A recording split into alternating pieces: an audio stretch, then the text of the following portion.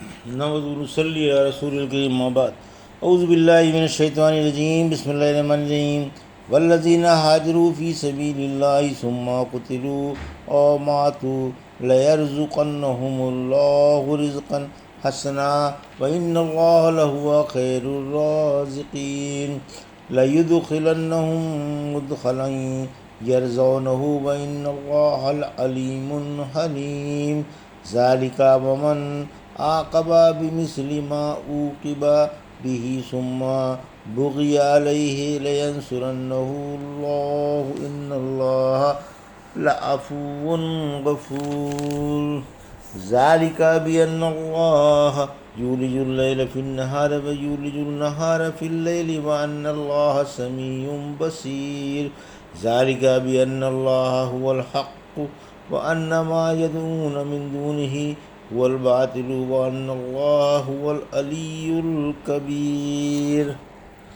ابھی آپ نے سورہ حج کی آیت 58 سے 62 کی تلاوت سماعت فرمائی۔ ان آیتوں کا ترجمہ اور تفسیر اس طرح ہے: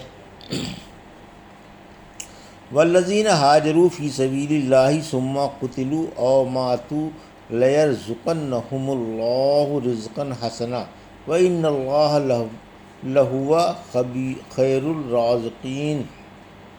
آیت 58 لیدخلنہم مدخلا یرزونہ وإن اللہ علیم حلیم۔ آیت 59 ذالک ومن عاقب بمثل ما عوقب به ثم بغی علیہ لینصرنہ اللہ ان اللہ لعفو غفور۔ آیت 60 ترجمہ: جنہوں نے اللہ کی راہ میں ہجرت کی پھر مارے گئے یا مر گئے، یقیناً اللہ انہیں پاکیزہ روزی عطا فرمائے گا۔ واقعی اللہ ہی بہترین روزی رساں ہے اور وہ انہیں ضرور راحت قدوں میں داخل فرمائے گا جن سے وہ خوش ہو جائیں گے۔ یقیناً اللہ بڑے علم والا اور بڑے تحمل والا ہے۔ سچی بات یہی ہے، اور جس نے بدلہ اسی کے برابر لیا جو اس کے ساتھ کیا گیا تھا پھر اس پر زیادتی کی گئی تو یقیناً اللہ اس کی مدد کرے گا۔ یقین مانو اللہ بڑا ہی معاف کرنے والا اور خوب ہی بخشنے والا ہے۔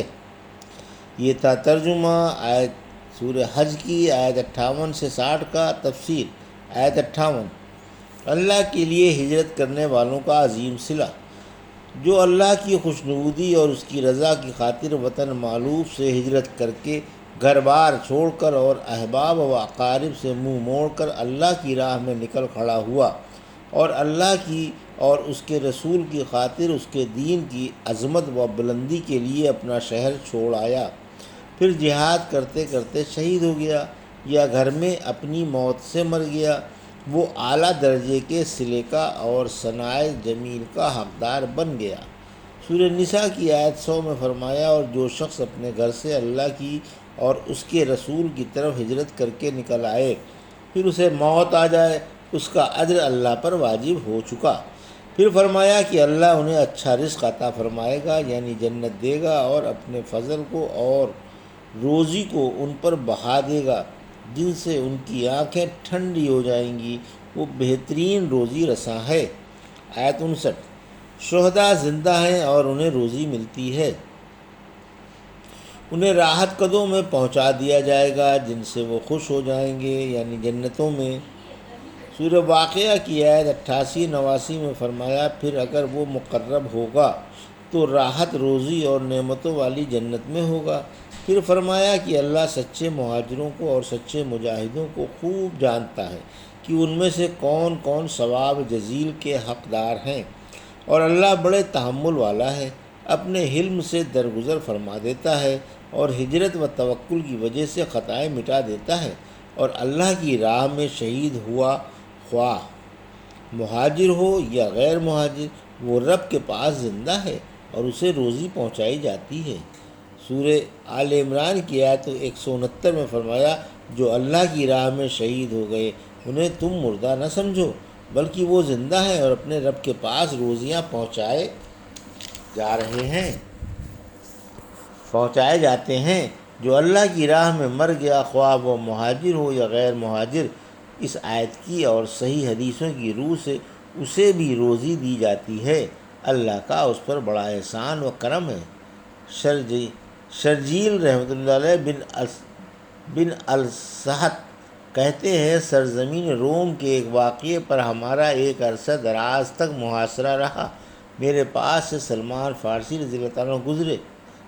فرمایا، میں نے رسول اللہ صلی اللہ علیہ وسلم سے سنا، آپ فرما رہے تھے کہ جو شخص مرابطہ کرتا ہوا مر جائے اس کا اجر اور رزق قیامت تک برابر اللہ کی طرف سے جاری رہتا ہے اور وہ شر پسندوں سے محفوظ رہتا ہے۔ اگر چاہو تو والذین ہاجروا پڑھ لو۔ آیت 60۔ صحابہ کرام کے ایک چھوٹے سے دستے کی حرمت والے مہینے میں مشرکوں سے مٹبھیڑ ہو گئی۔ مسلمانوں نے ہر چند چاہا کہ جنگ نہ کریں مگر مشرک باز نہ آئے۔ آخر کار مجبور ہو کر مسلمانوں کو بھی لڑنا پڑا اور اللہ نے انہیں شاندار فتح نصیب فرمائی۔ یہ آیت اسی دستے کے بارے میں نازل ہوئی کہ اس مجبوری میں اللہ درگزر کرنے والا اور بخشنے والا ہے۔ ذالک بأن اللہ یولج اللیل فی النہار ویولج النہار فی اللیل وأن اللہ سمیع بصیر۔ آیت 61۔ ذالک بأن اللہ هو الحق وأن ما يدعون من دونه هو الباطل وأن اللہ هو العلی الکبیر۔ آیت 62۔ ترجمہ: یہ اس لیے ہے کہ اللہ رات کو دن میں اور دن کو رات میں داخل فرماتا ہے اور وہ یقیناً خوب سننے والا اور خوب دیکھنے والا ہے۔ یہ اس واسطے ہے کہ اللہ ہی سچا ہے اور مشرک اسے چھوڑ کر جنہیں پکارتے ہیں وہ جھوٹے ہیں۔ بلا شبہ اللہ ہی بلندی والا اور کبریائی کا مالک ہے۔ یہ تھا ترجمہ آیت 61 اور 62 کا۔ تفسیر۔ آیت 61۔ دنیا کا خالق و متصرف اللہ ہی ہے۔ اس بات پر آگاہ کیا جا رہا ہے کہ کائنات کا خالق اللہ ہی ہے اور وہ اس میں حسب مرضی تصرف کرتا رہتا ہے۔ سورہ آل عمران کی آیت 26-27 میں فرمایا، آپ فرما دیں، اے اللہ تو ہی ملکوں کا مالک ہے، تو جسے چاہے ملک دے اور جسے چاہے چھین لے، جسے چاہے عزت دے اور جسے چاہے ذلت دے، تیرے ہی ہاتھ میں اچھائیاں ہیں اور تو ہر چیز پر خوب قادر ہے۔ تو ہی رات کو دن میں اور دن کو رات میں داخل کرتا ہے اور جاندار بے جان سے اور بے جاندار سے نکالتا ہے، اور تو جسے چاہے بے حساب روزی عطا فرماتا ہے۔ داخل کرنے کے یہ معنی ہے کہ رات سے دن میں کچھ حصہ لے لیا جاتا ہے اور دن سے رات میں کبھی رات بڑی ہو جاتی ہے اور دن چھوٹا جیسا کہ جاڑوں میں ہوتا ہے، اور کبھی دن بڑا ہو جاتا ہے اور رات چھوٹی جیسا کہ موسم گرما میں ہوتا ہے۔ پھر فرمایا کہ اللہ اپنے بندوں کی باتیں اچھی طرح سے سن رہا ہے اور انہیں دیکھ بھی رہا ہے۔ اس کے سامنے ان کے تمام حالات اور حرکات و سکنات ہیں، اس سے ایک چیز بھی پوشیدہ نہیں۔ جب یہ معلوم ہو گیا کہ اس کائنات میں اللہ ہی تک کا تصرف ہے اور وہی ایسا حاکم ہے جس کے حکم کو ٹالنے کی کسی میں بھی جرأت نہیں، تو یہ فرمایا گیا۔ آیت 62 کہ اللہ ہی سچا معبود ہے جس کے سوا کوئی عبادت کے لائق نہیں، کیونکہ وہی زبردست غلبے والا ہے۔ اس نے جو چاہا ہو گیا اور جو نہ چاہا نہ ہوا۔ ہر چیز اس کی محتاج ہے اور اس کے آگے ذلیل ہے۔ یہ بت، یہ دیوی دیوتا، یہ تھان اور یہ مورتیاں سب جھوٹے معبود ہیں، کوئی نفع نقصان پر قادر نہیں ہے۔ اللہ ہی بلندی اور کبریائی والا ہے۔ سورہ بقرہ کی آیت 255 میں فرمایا، وہی بلندی والا اور عظمت والا ہے۔ سورہ رعد کی آیت 9 میں فرمایا، وہی کبریائی والا اور بلندی والا ہے، لہٰذا ہر چیز اس کے غلبے و اقتدار میں ہے اور اس کی عظمت کے آگے سرنگوں ہے۔ اس کے سوا نہ کوئی معبود ہے اور نہ رب، اس سے زیادہ کوئی عظمت والا نہیں اور نہ اس سے بڑھ کر کوئی بلندی والا ہے۔